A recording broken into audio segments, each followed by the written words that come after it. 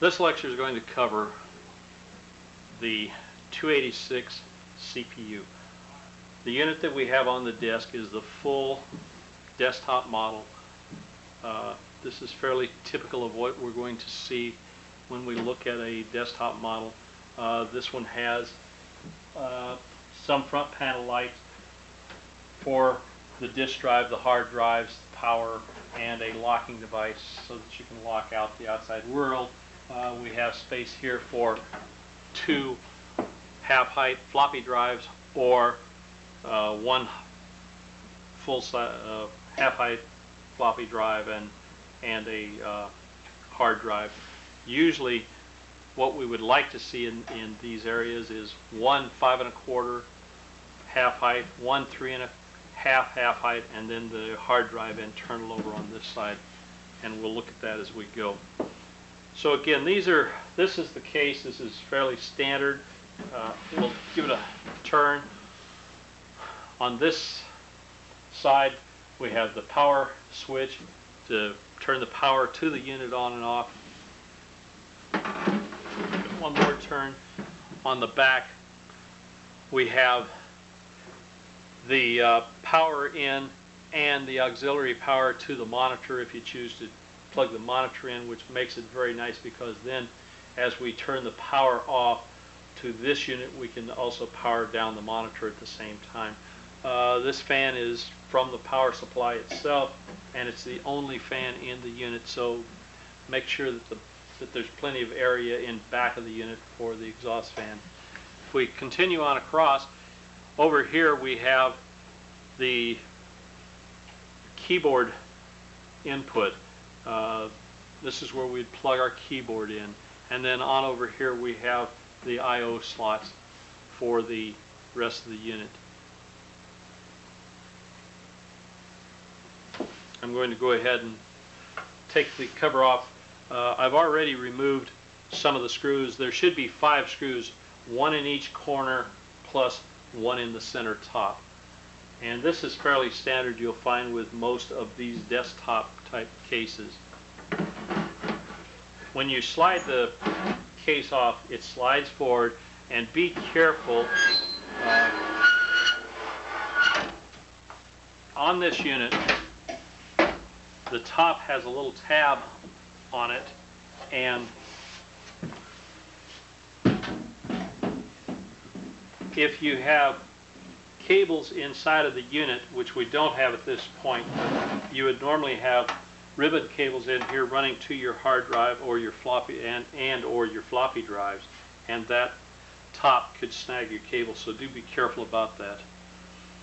Here again you see the inside of the unit. This is fairly straightforward. We have the cage here for mounting your hard drive and floppy drives. We have a power supply down here.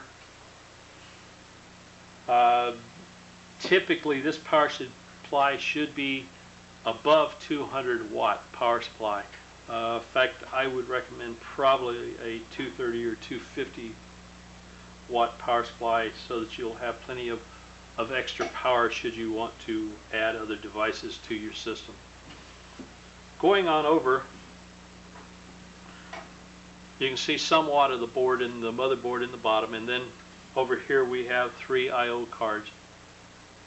And these I/O cards are for different functions, and we can take these out and we'll take a look at them as we go. One is extended memory, another is for a serial port, and the last one is for the monitor and a parallel port.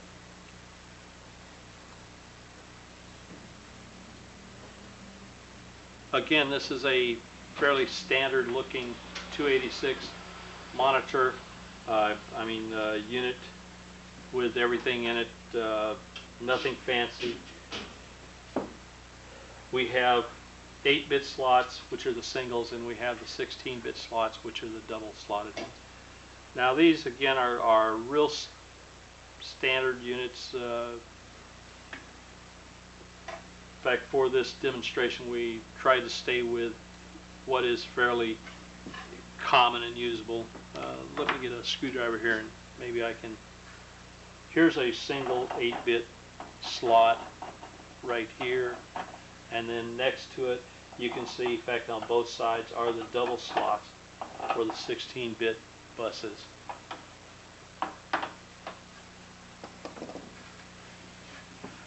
We're going to go ahead and we'll remove a few of these. We'll take a look at some of the other things. And go ahead and cut it there for a moment. What can we do?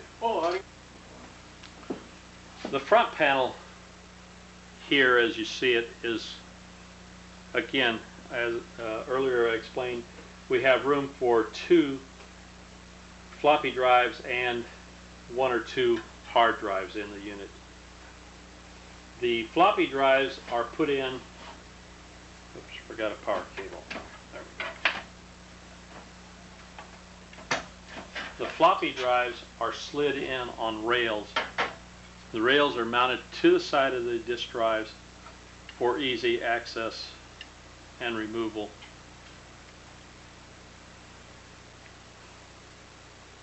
You would mount the rails on, then they would be able to just slide in to the unit. Then there's 2 screws that fasten them to hold them on. This is true for the 3.5 or the 5 1/4. The hard drive, same thing, it would go in internally and then be locked in place on the inside.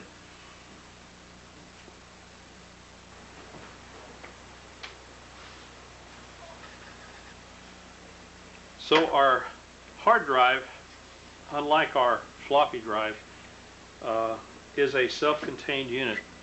The disk that we write to and read from it is all interior to the unit. There is no serviceable parts inside of this unit. There's no field serviceable parts. Typically with the hard drive, when this guy goes, your best bet is to either get a brand new one and replace it, or a rebuilt unit. There are many places that will rebuild these units for you and do a very good job at a very inexpensive price. Probably about half of what a new drive would cost you. So there's a lot of ways to go, but this unit works and sits in exactly like the 5 1/4. It just slides in and is mounted inside of the unit here. Then there are power cords, and the data cables go on the back to connect it to the control card in the CPU unit. So by doing all this, anyway, we're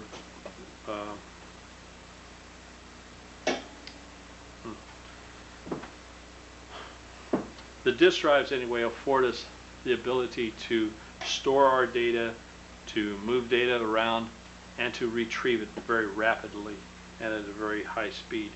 Some of the other boards, and I'm going to remove 1 or 2 of these boards, just pop them out. There's a screw that holds them in place just so they don't rattle or become loose in the case. The boards are, well, remove the wrong screw, try it again. But the boards are in here tight many times, so when you go to remove them, do not be surprised if they are a little tough to remove.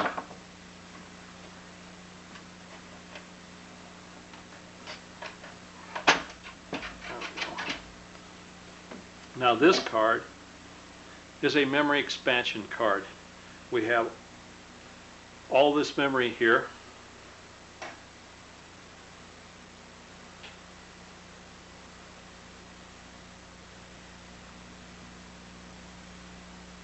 So in this case we have 18 chips in 4 rows. So that means there are actually 8 banks of 9 chips. 1, 2, 3, 4, 5, 6, 7, and 8 banks of 9 chips. Depending on the type of chips we put in here will determine how much we're adding to it. We can have 64K chips, we can add 256K chips, or we can go to 1 and 2 meg chips and add considerably more to the board and to the unit in that way. Now these boards do have, over here we have 2 sets of switches, and these switches determine the amount of memory that the system is going to see. So one of the things you have to be sure is to set these switches correctly when you add the memory. Just because you add the memory doesn't mean that the system is going to automatically see all of this extra chips in there, all the extra memory, unless the switches are set to tell the system that that's what I want it to look at. When you have switches such as these, one of the things I strongly suggest is that you write them down. You jot them down on a sticker and you place them either on the board or close to the board, or sometime we put it on top of the power supply or on top of the cage for the disk drives. That way, anytime I service this unit or anytime I work with it, then I can have that information available. One of the other boards here. Now this board is an I/O board. It allows us to hook up many different devices to the system. This has also 2 banks of switches at the bottom here that we must set depending on it. But also it has 3 areas of jumpers, and these jumpers must also be set for the correct configuration for this board. You may have noticed that there is a blank socket up here for us to add a ROM chip into, and therefore be able to control some other devices.